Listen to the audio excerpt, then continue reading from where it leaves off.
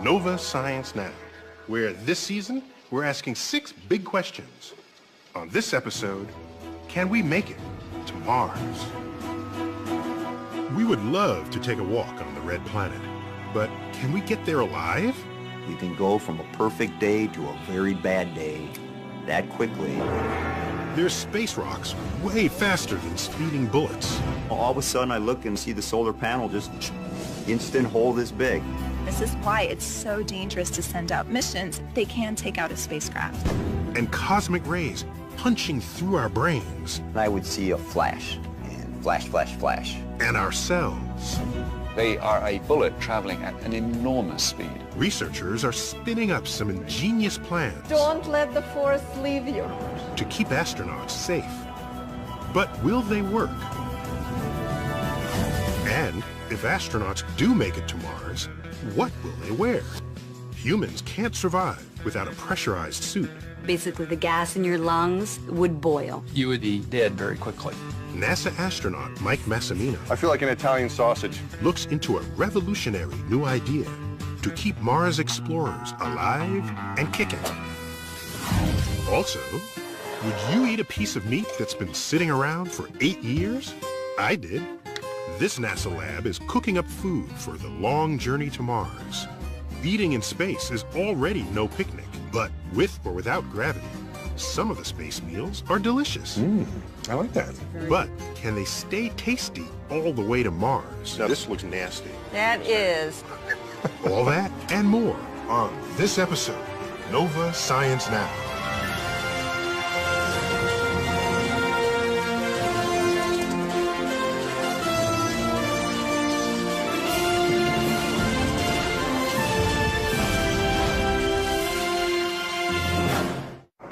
We're right where we wanted to be for Station 2. 4 decades ago, humans first walked on the moon, satisfying our thirst for exploration. And now, we're setting our sights on another rock out there, Mars. A trip to the red planet would likely cover 500 million miles, about 1,000 times farther than the Apollo missions. A round trip could take 2 or 3 years. And one big challenge is surviving harsh conditions, including some we don't encounter here on Earth.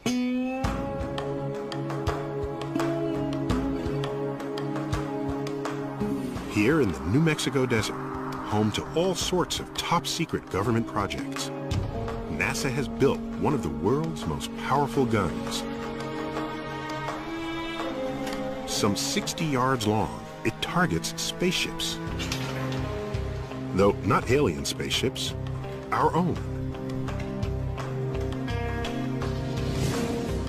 The gun simulates cosmic collisions that will threaten astronauts traveling to Mars. So you guys call this a gun, but it looks nothing like a gun. I think of a gun, I think of handguns or rifles. How fast does a rifle bullet go? About 2,000 miles per hour. And what do you pull out of this? 20,000 miles per hour. 20,000 miles an hour. That's fast. The most surprising thing is not the gun's size or power, but its bullets. These itty-bitty things, 20,000 miles an hour. They represent a danger that could end a mission to Mars.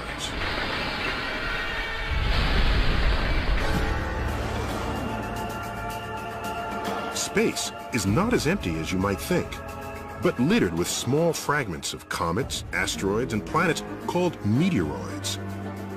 In the vacuum of space, they move at deadly speeds. And NASA's huge gun demonstrates just how dangerous they can be. These metal plates represent the walls of an unshielded spacecraft. This is a half-inch projectile, and it was traveling at about 16,000 miles per hour. It made a hole in the front plate, and then a slightly larger hole. It kept going. Yes, so an astronaut could be right behind this wall. And this is what is left over. It's essentially a shotgun blast. The speed of the impact shattered the bullet, and its debris smashed ever larger holes in the inner walls. It's a sobering lesson for NASA. Meteoroids have already knocked out or damaged numerous spacecraft, including the probe Mariner 4, which snapped the first close-up pictures of Mars in 1965. After its flyby, It ran into a cloud of meteoroids no bigger than the size of a grain of sand. And over the course of about 45 minutes, they were seeing thousands of impacts on the spacecraft. another meteoroid strike was witnessed by astronaut Jerry Linenger. During my time on the Russian space station, all of a sudden I look in the corner of my eye, I see the solar panel just, instant hole this big. If astronauts are to survive a mission to Mars, we have to find a way to protect them from meteoroids. And so today, the gun will test new lightweight shielding for the walls of a Mars spaceship. It doesn't look very protective. This is foam I can stick my finger in. But it's a smartly designed shield, because what happens is the velocity is so fast of these projectiles, when they impact, the speed breaks it apart, and then the rest of this target will absorb the impact. So will this shield stop a projectile going over 16,000 miles an hour? To find out, the shield is bolted in the target chamber. Then, air is pumped out to replicate the vacuum of space. We head to the bunker below for protection while the gun gets fired. 3, 2, 1.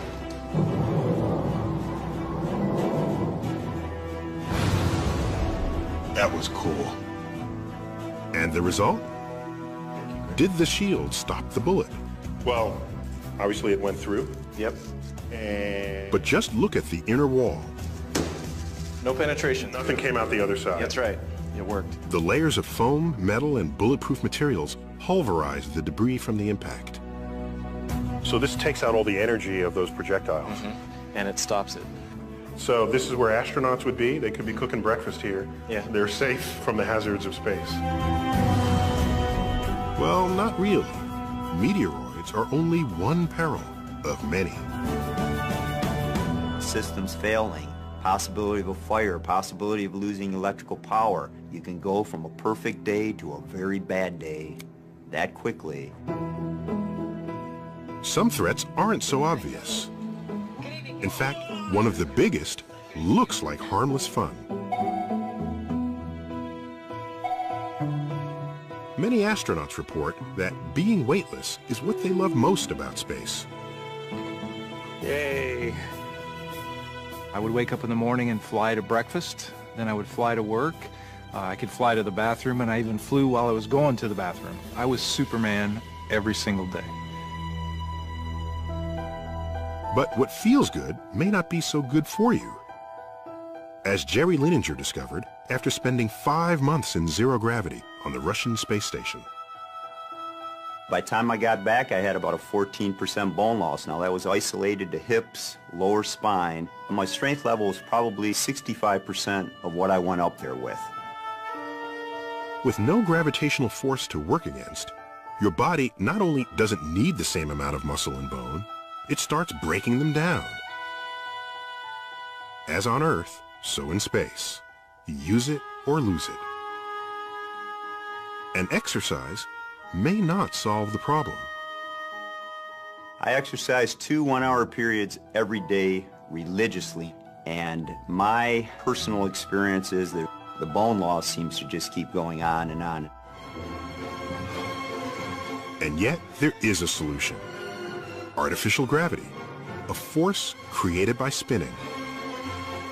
You can see it in the sci-fi classic 2001: A Space Odyssey. And you can experience it right now in this small spinning room at Brandeis University. In their floor. As I did recently with neurophysiologist Jonna Kaplan.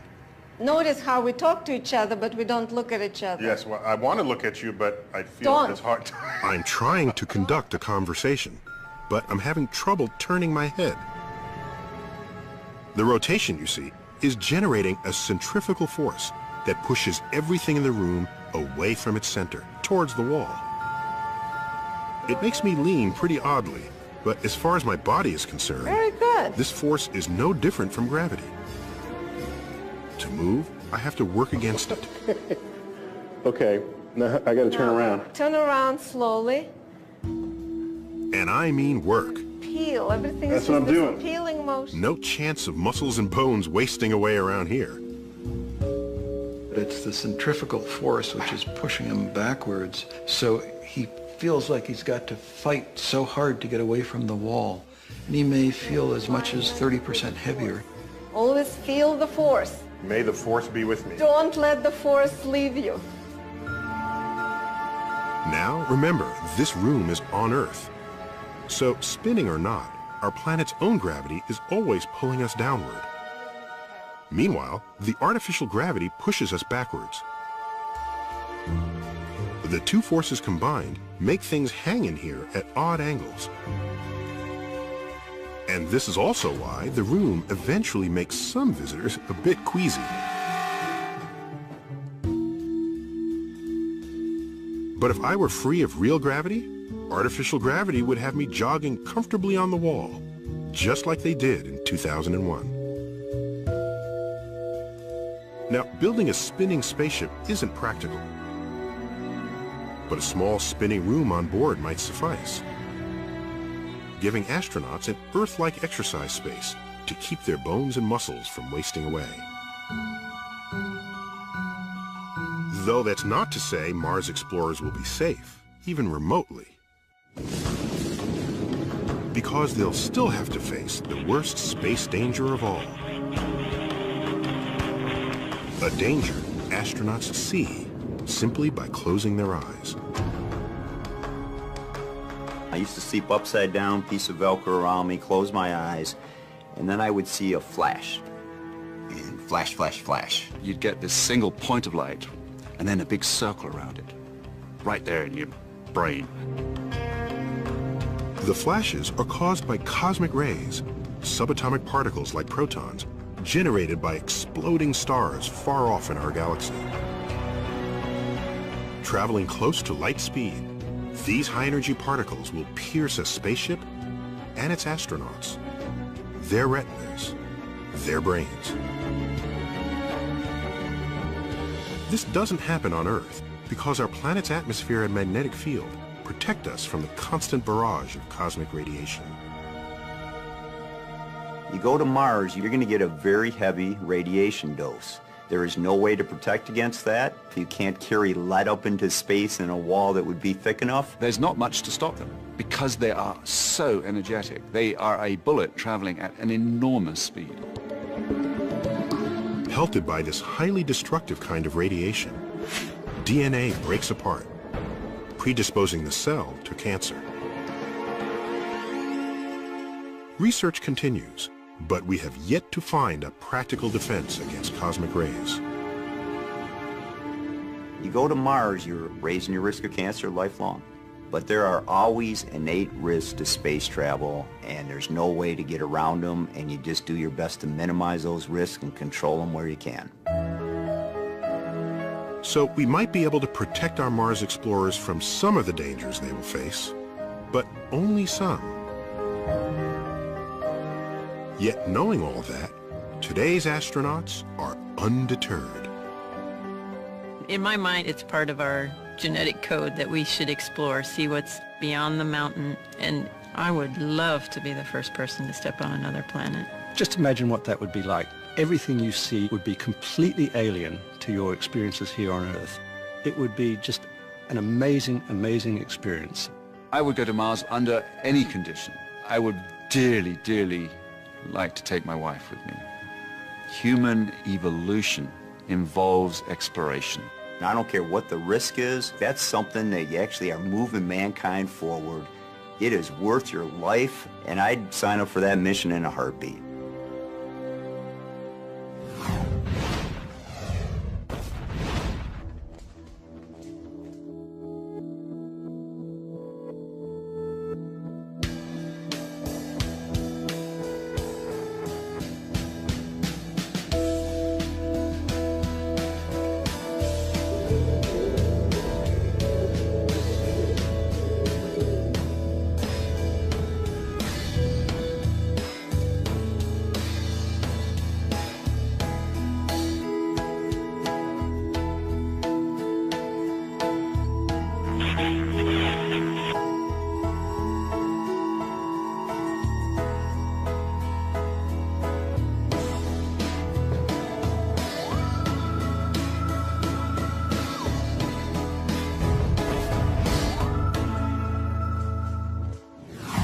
One thing obviously lacking in space is air.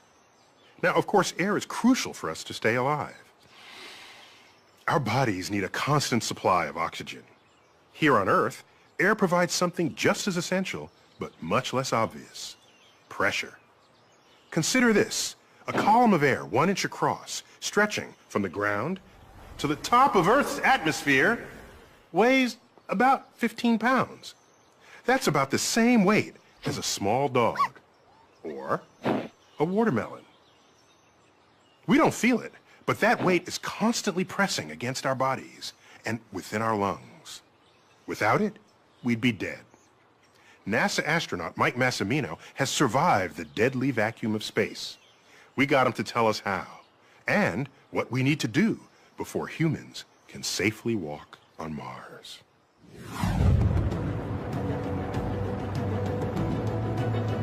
Astronauts like me might not like to admit it, but space is a dangerous place. I've walked in space 4 times. That's me, doing repairs on the Hubble Space Telescope. And every minute I'm out there, I know, the only thing between me and oblivion is my spacesuit. First step, getting dressed for space, is to put on some undergarments. So now I have on my TCU, or thermal comfort undergarment, which is slang for long underwear, and underneath that is my MAG, or the maximum absorbency garment, which is slang for diaper. And that answers the question of how do you go to the restroom if you're locked inside of the spacesuit. At roughly $10 million, today's spacesuit is one of the most expensive garments in the entire solar system. And a lot of that expense goes into creating something you wouldn't expect: air pressure. Because the astronauts have to take their own pressure when they're doing their spacewalk, you can think of the spacesuit as like a big bag of air. So why is air pressure so important? What would happen to our bodies without it?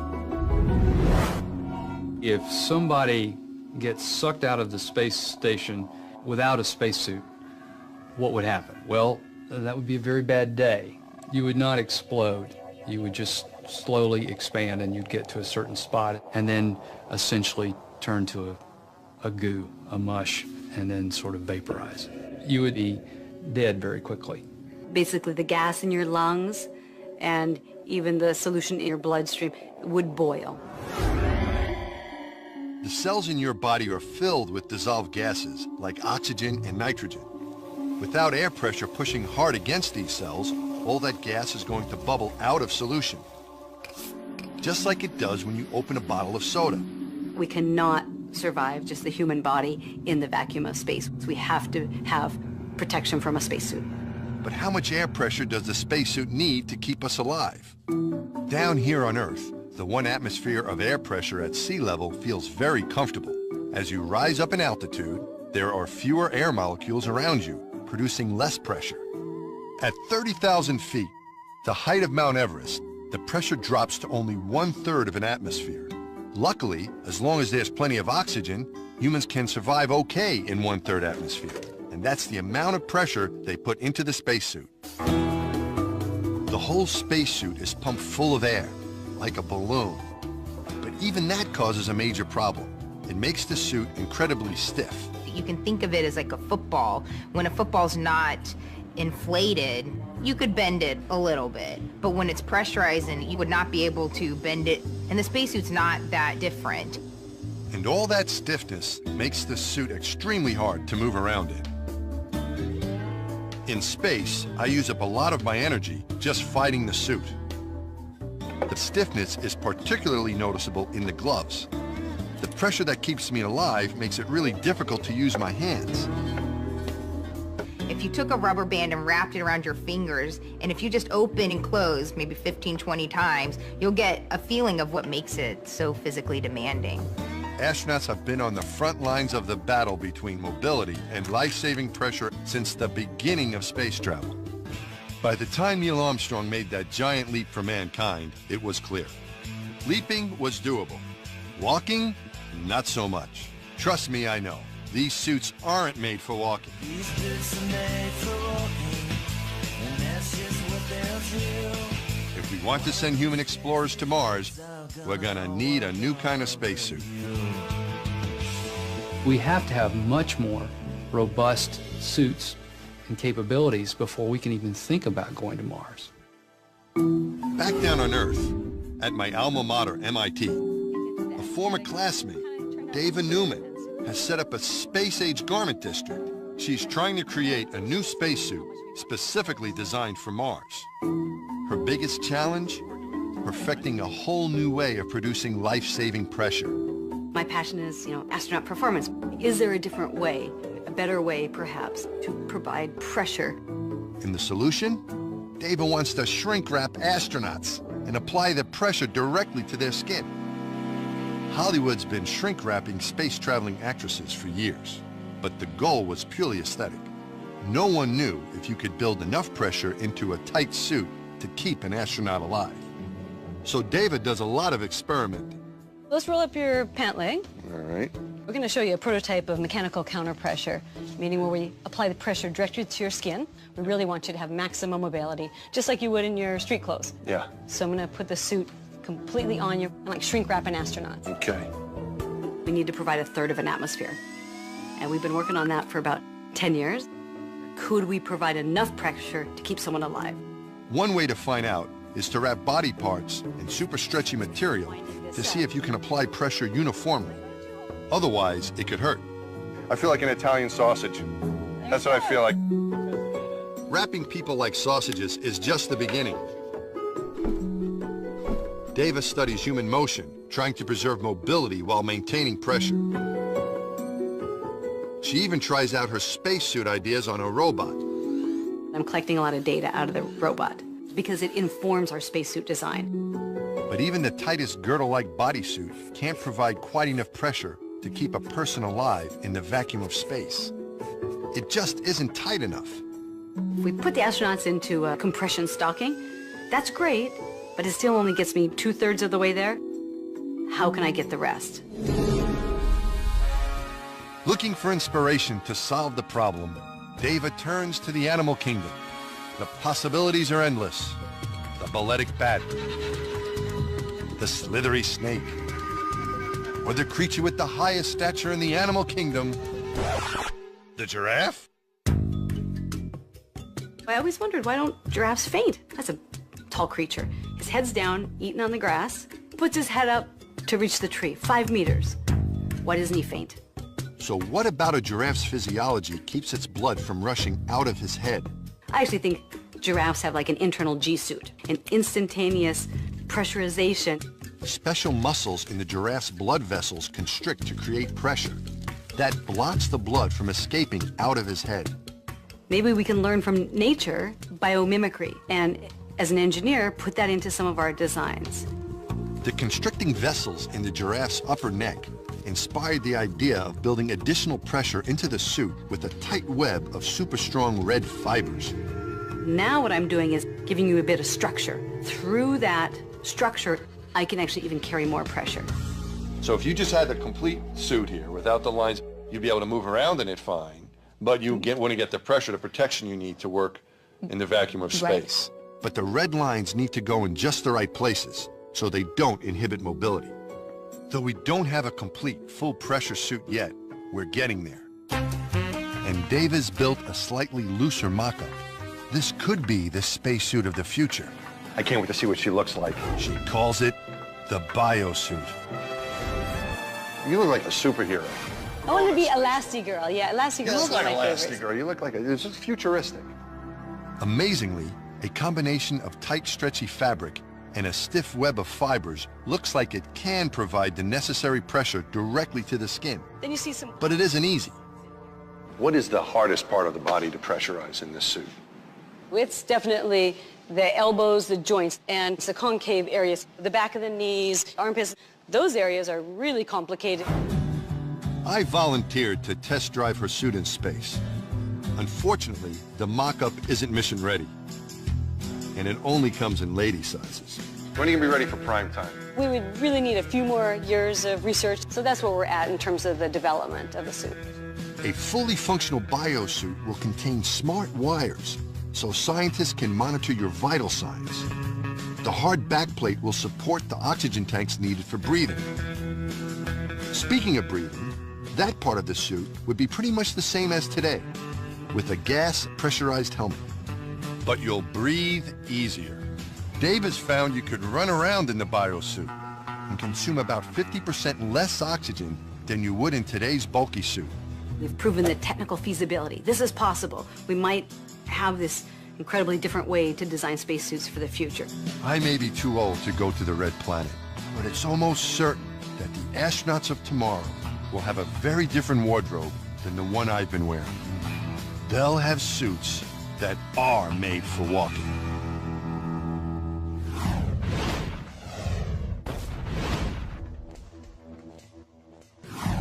Even after just a few days in the fridge, a lot of food can get pretty unappetizing. Mostly because mold and bacteria begin to take over your food. So imagine eating meals that have been sitting around for 2 to 3 years. That's what the astronauts who go to Mars are going to have to do. You know, I met some chefs trying to cook up some delicious dishes that'll provide all the comforts of home. Even when the dining room is 100 million miles away. In a food lab at the Johnson Space Center, Michelle Perchonik heats up pork chops for a taste test. If you're the type who likes your food fresh, this isn't the meal for you. One of these chops has been sitting on a shelf at room temperature for 2 years. The other has been lying around for 8. That's right, I said 8 years. Can I tell which one? And will my stomach mind this experience less than it did artificial gravity? We shall soon find out.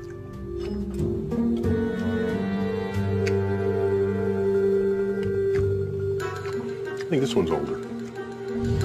So in other words, it wasn't obvious to me that one was 8 years old and one was 2. But if I were to guess, I would say this one, because the meat was just a little mushier. And I'm thinking maybe it would break down over time. Actually, that one's the 2-year-old product, and this one's the 8-year-old product. So I was wrong. You were wrong. Michelle heads up a team figuring out how to feed astronauts all the way to Mars and back. The food will have to be nutritious, last for years, taste good, and, of course, behave itself in zero gravity. You see, weightless foods tend to do the darndest things, which limits the menu. Anything that can just float in the air easily is a problem. It's going to get in people's sleeping bag, it's going to get in science experiments, it's going to get in people's eyes. One of the reasons I cut my hair when I was up there was I was worried about people at the dinner table eating, and then a piece of my hair comes by and floats in their mouth. Astronauts cook by adding cold or hot water to freeze-dried foods, or heating food pouches in an electric warmer. A pair of scissors, in space more useful than a fork or spoon, opens the meals, which actually can be pretty good, as I discover courtesy of Vicki Claris, Michelle's colleague. Okay, what's next? Okay, we have one of our thermostabilized entrees, Fiesta chicken. Thermostabilized. Again, it's just preserved. Preserved. Okay. Shelf stable. Preserved is a little more appetizing than thermal stabilized. Put simply, it's a way of killing germs with heat. And I see Cyrillic characters here in Russian. Well, actually, in Russian, it translates as party chicken. Party chicken.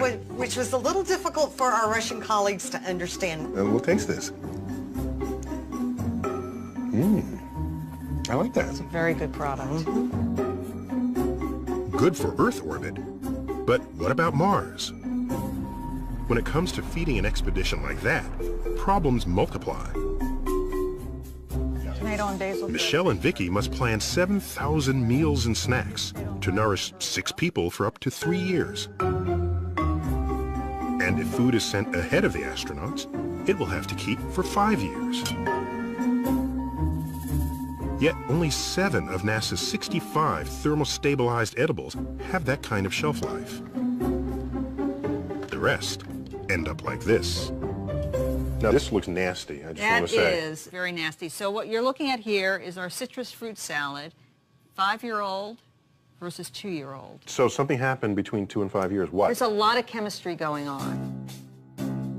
Even if you kill off every microbe in sealed food, it still contains sugars and proteins that react with each other over time. The result is obvious when you compare this youthful and geriatric chicken salad. So the chicken gets darker and the greenery becomes pale. Yes. And it's not just a cosmetic phenomenon. No. You're losing nutrients. Exactly. You're losing flavor, nutrients, probably texture. You're losing everything. A solution might be new packaging that keeps out all water and air, unlike today's plastics.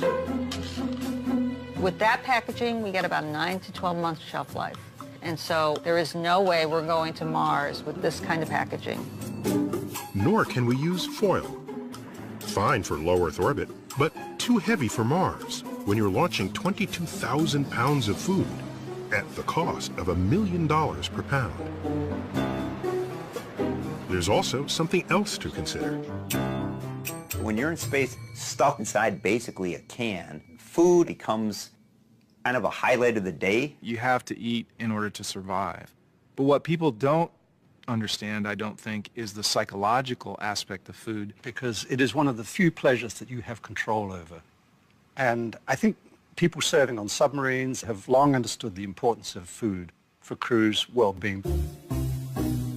Since good food makes astronauts happy, I asked Michelle and Vicki if there's a popular dish they'd especially like to send to Mars. Well, I think that would be our shrimp cocktail. That sounds good. Our shrimp cocktail is freeze-dried product, so this has been rehydrated. It's not only the shrimp, it's the cocktail sauce. It's the sauce. If Earth were 50 million miles away, this would be 5 stars. But on Earth, I've had better shrimp cocktail at the local... I certainly hope so.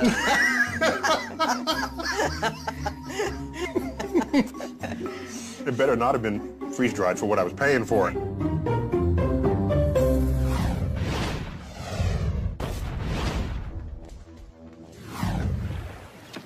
If you have to cross a great distance with no pit stops, the slower you go, the more supplies you're forced to carry. And if your route takes you through dangerous territory, all the more reason to speed things up. It's especially true for a round trip to Mars, which, with current technology, might take 2 or 3 years.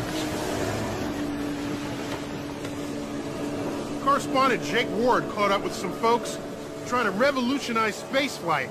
And if their plans work, future spaceships would go so fast, they'd leave our long-distance traveling woes far behind us. The space between Earth and Mars is filled with stuff that can kill you. Meteoroids can smash your spaceship to bits. Zero gravity eats away at your bones. And cosmic rays increase your odds of getting cancer. The risks all get worse the longer the trip. Right now, the best rockets would take 2.5 years to get us there and back. 2.5 years is what I see as the biggest risk going to Mars. Why so long?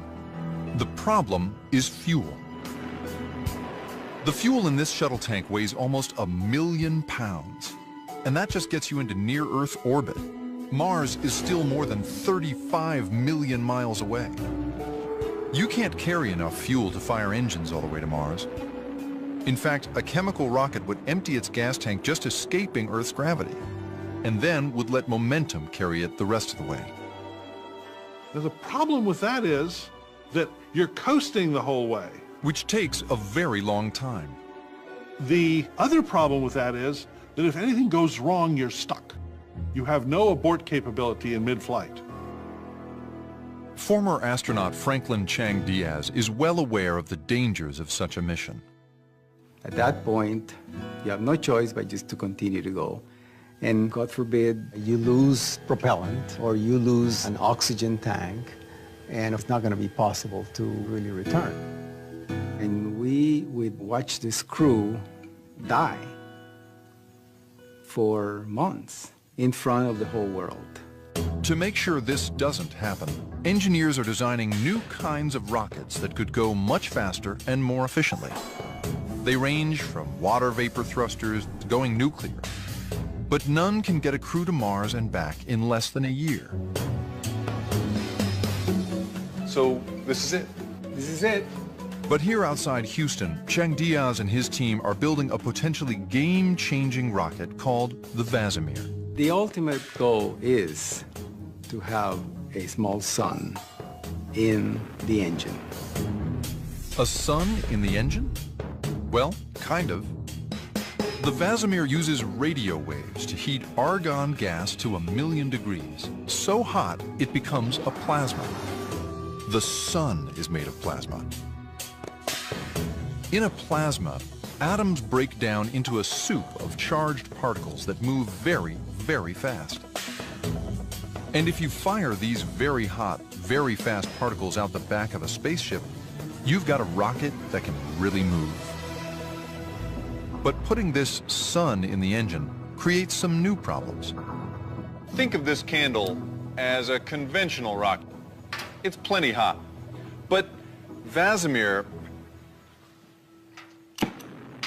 it's really a whole other ball of wax. Test firings have already topped 1,000,000 degrees, thousands of times hotter than a chemical engine. So the challenge for Vazimir is, how do you keep an engine this hot from destroying everything around it?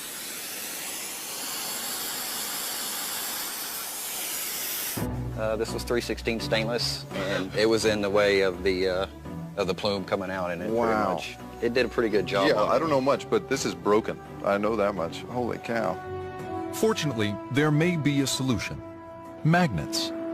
If you can encircle the 1,000,000-degree plasma with a strong magnetic field, it will form a heat shield and stop the plasma from destroying its surroundings.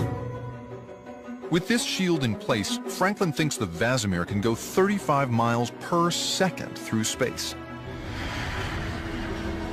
That's fast enough to get from New York to Los Angeles in roughly 1.5 minutes. That means you could cut down the round trip to Mars from 2.5 years in a chemical rocket to just 5 months. And by getting about 5,000 miles to the gallon, you'd be lugging around a much smaller gas tank. In 2014, they plan to test the Vazimir engine in space for the first time when they attach it to the International Space Station. After that, they hope to get it ready for deep space travel.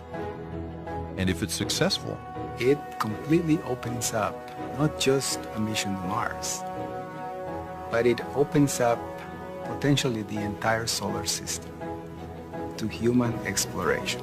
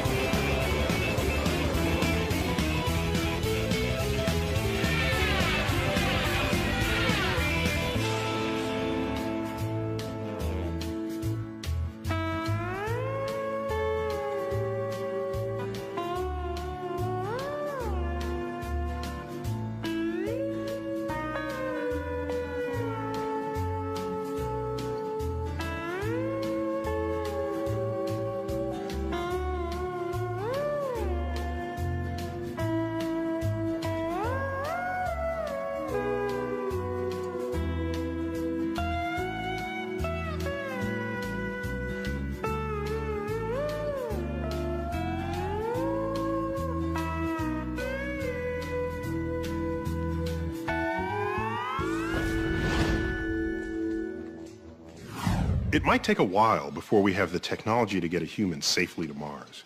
But in the meantime, we're already exploring the Red Planet. So, what's it like on Mars? What's it like? It's freezing, that's what. And dust. All right, move 5 meters to the right and pick up that rock. That's easy for you to say. You know what dust can do to your servos? Come on, Give it a try. Give it a try. I don't believe this guy. Okay, so today's Martian robot explorers don't have that much attitude. But in this episode's profile, we meet a designer who thinks maybe they should. Vandy Verma is a natural-born trailblazer. I really love adventure and exploration. She constantly looks for new discoveries to make and obstacles to overcome. From climbing mountains to flying planes to her job as rover driver at NASA. I've always loved exploring the environment I was in, and the rovers allow me to explore another planet. Humans may be decades away from visiting Mars, but Vandy gets a first-hand look at the red planet every day she goes to work.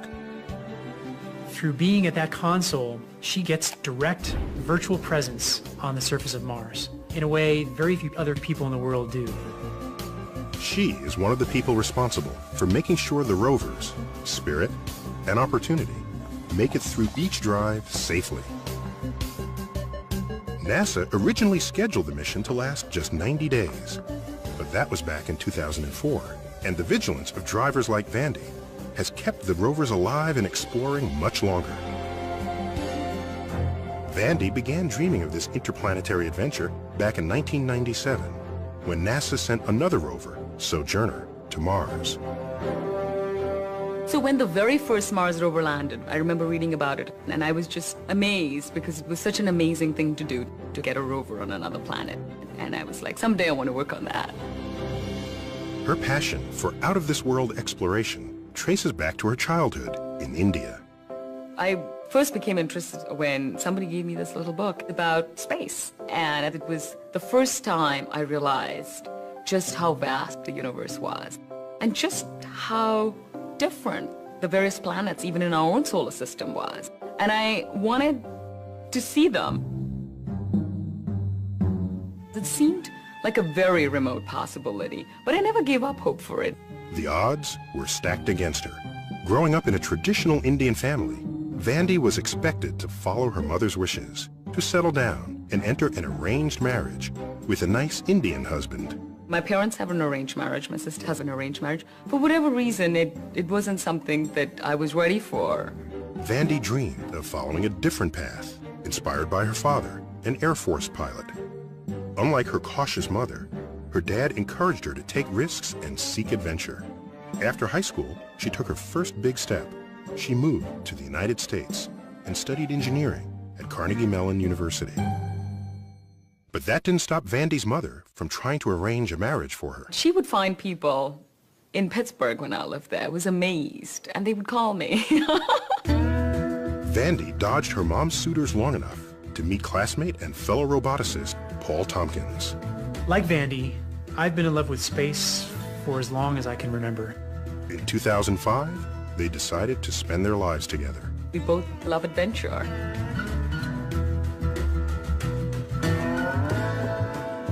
They share a love for taking risks, but not chances.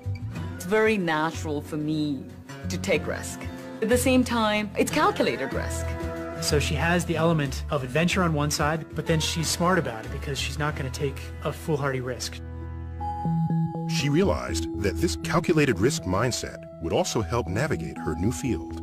I discovered robotics when I was at Carnegie Mellon, and instantly I knew this was what I wanted to do.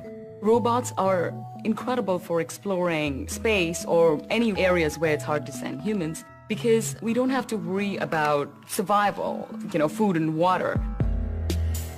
While getting her PhD, Vandy headed to the Atacama Desert in Chile to hone her robot driving skills in its Mars-like terrain. Atacama is a place where they measure rainfall in millimeters per decade. And that was a perfect place for us to take our robot and do an astrobiology experiment to look for life. My research focused on making sure that the robots could handle unanticipated situations. This work caught the attention of NASA's Jet Propulsion Lab, who offered her the chance to explore the surface of another planet from a distance. Really, the center of the world when it comes to robotics is at Jet Propulsion Laboratory. So she headed to Pasadena, California to join the Mars rover team and brought her motorcycle with her. Mostly I used it as a commuting bike to get from home to work, but I'd always take the longest path possible and the most swervy. Her means of transport was another way to get a little adventure out of life. As a rover driver, she pushes Spirit and Opportunity to get as much data as possible without breaking them. Safety is the biggest concern, but you can't be so risk-averse that you don't go anywhere. We don't use a remote control to drive them, so we're not driving them in real time. We get the conditions under which the robot is in today. We use those and plan a drive, and then we send it to the rover, and the rover executes it on its own. And then once it's complete, it sends us back the information. We've personified these two vehicles. They're like our children. They have human characteristics. They're intrepid, they're accomplished, they're dutiful, and they're so darn cute. There is no GPS on Mars. You can't just say, hey, you know, this is this location, drive to that location. So just moving the rovers is a certain amount of risk. And there's little room for error when driving on another planet. Mars is a very dangerous place. It has very little atmosphere. The temperatures are incredibly cold. There are huge changes in temperature every day. So these rovers have to endure that kind of environment. They are solar powered, so if the rovers get too cold or if they get starved for energy, which is just the same way as a human being starving, they could die. Since some of the most interesting places are the hardest to get to, the rovers constantly face the danger of getting stuck. And the drivers brainstorm different ways to get them out in a replica of the surface of Mars called the Sandbox. There isn't one obvious right way to think. You want to explore the options. So the Sandbox is a great way to do that because you have one chance on Mars, but in the Sandbox you could reset and say, well, that didn't work, let's try a different strategy. You may choose to drive forward. You may choose to try to do it with a slight turn, an uphill turn, or drive backwards, maybe wiggle the wheels in order to loosen the terrain up. Once we figure out what solution works best, then we do it on Mars, with that one chance we have on Mars. The JPL team has avoided an end of mission since 2004. That's more than 25 times longer than the original plan. And this run has been key to the rover program's revolutionizing our knowledge of Mars. The rovers have detected signs of past water. We've detected minerals that show that there was water. And since water is the elixir of life as we know it, these findings suggest fantastic possibilities. What the rovers have found is that Mars at one time was much more like the Earth than it is today. And this is very exciting and very intriguing, because if it was like the Earth at a time when life started on the Earth, did life start on Mars, or is there life there today? Whenever you see some sort of a discovery made by the rovers, you sort of feel that you helped them along. It is a little bit parental feeling that, hey, you know, I'm proud of that rover. And like the rovers she drives, Vandy continues to create her own path and make new discoveries. When I was growing up, I always thought it would be really cool to work in space, and it just seemed so impossible because everything that was going on at that time was halfway across the world. And now, when I do look back upon it, it is very amazing to think that, wow, I am very fortunate to be able to live what I dreamt about.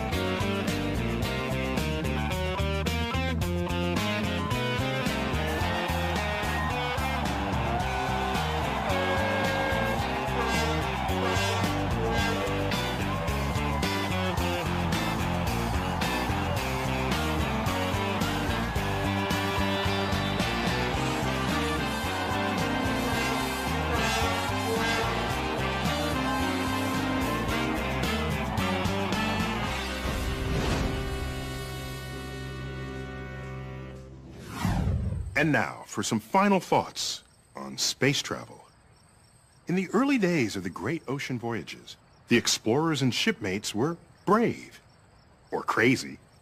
During their year-long voyages, they risked and often succumbed to scurvy, dehydration, starvation, disease, pestilence, hostile natives, And of course, shipwreck. These were the known challenges. Add some mysterious unknowns like, is Earth's edge just over the horizon? Or do demons lurk there? And you've got a voyage that few, if any of us, would ever take. Yet, some humans embrace these risks, and our species owes them boundless gratitude. With space as the next long voyage frontier, another laundry list of life-threatening challenges await us. Food spoilage, wayward space debris, loss of health in zero-G, psychological effects of isolation, and, once again, shipwreck. Now, consider that in 1950, the risk of asteroid fragments colliding with your spaceship was not only unknown, it was undreamt of. Same holds for the damage that solar flares pose to DNA of spacefarers. Today, these are known unknowns. We know they're out there, and even though we won't always know when they strike, we can, in principle, protect against them. But what's scarier than known unknowns are unknown unknowns. Stuff we haven't thought of yet, but would put an astronaut's health or life at risk, such as, we haven't thought of it yet. That's why we call them unknown unknowns. And that's why, to explorers, today we call them astronauts, the frontier will forever be the home of the brave. And that's the Cosmic Perspective. And now we'd like to hear your perspective on this episode of Nova Science Now. Log on to our website and tell us what you think. You can watch any of these stories again, download additional audio and video, explore interactives, hear from experts, and watch revealing profiles from our web-only series, The Secret Life of Scientists and Engineers. Find it all at pbs.org. That's our show. We'll see you next time.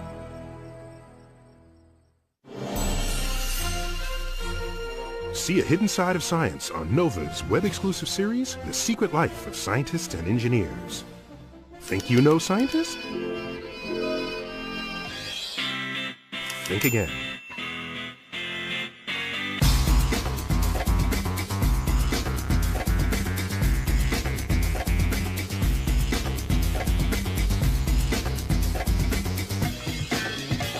NOVA's The Secret Life of Scientists and Engineers.